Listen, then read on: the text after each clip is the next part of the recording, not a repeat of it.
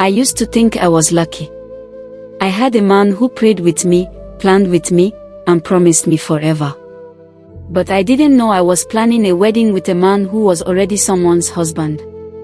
I wasn't his queen, I was just his cover story. And the day I found out, something inside me broke. We met at a wedding. Typical Lagos Saturday vibes. He stood next to the jollof rice stand, wearing a sky blue native, and smiled like he had no problems in this world. His name was Bill. Polite. Confident. He said all the right things. We got talking. He said I was different, that I wasn't like other girls. I fell for that line. Many of us do. He told me he was single and focused on building his tech startup. He said he wanted peace in his life, and I believed him. 6 months later, we were inseparable. He prayed with me. He sent lunch to my office. He called my mother Mama. I thought maybe this was it. But something never sat right. He never allowed me into his apartment. Always said it was under renovation. His phone. Always on silent. He said, I don't like noise. I tried to brush it off. I didn't want to seem insecure. But my spirit kept asking questions. One time, I saw a lipstick stain on the back of his shirt. I showed him. He laughed and said, it's probably yours. The joke didn't land. One Sunday afternoon, a strange number called me. The woman on the line said just 4 words. Stay away from Bill. I froze. I asked, who is this?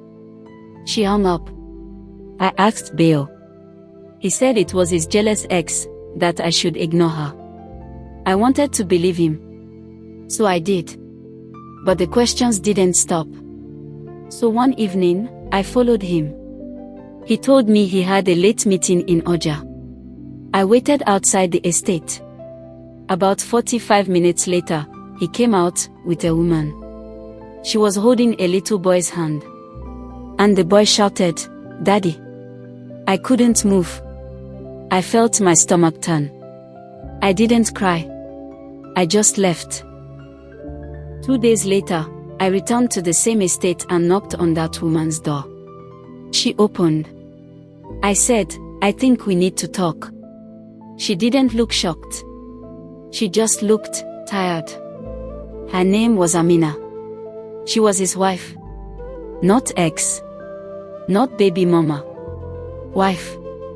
They had been married for 6 years. They had a son. She even showed me their wedding certificate. Family photos. Videos. I wanted to disappear. She said I wasn't the first. That he had a pattern.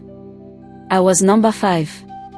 I thought I had found a future, but I was just filling time for a man who had no respect for women. I had spent over 1.7 million Nigerian nairas preparing our wedding.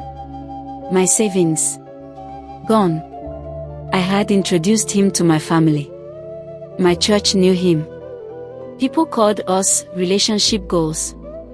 But I was a goalpost. I confronted him. I wanted answers. He smiled and said, so what do you want now? Refund. That broke me more than the lie. That night, I walked away. I reported him anonymously to his workplace. He lost his job. And I blocked him everywhere. No drama. Just silence. It's been 1 year now. And I'm finally healing. I started therapy. I built my own small business. And most importantly, I learned that loving someone isn't enough. You must love someone who respects your heart. Who doesn't play with your time. Who shows up fully, not in pieces. What would you have done in my shoes? Do you believe a man like that can ever truly change? Drop your thoughts. Your story might help someone else.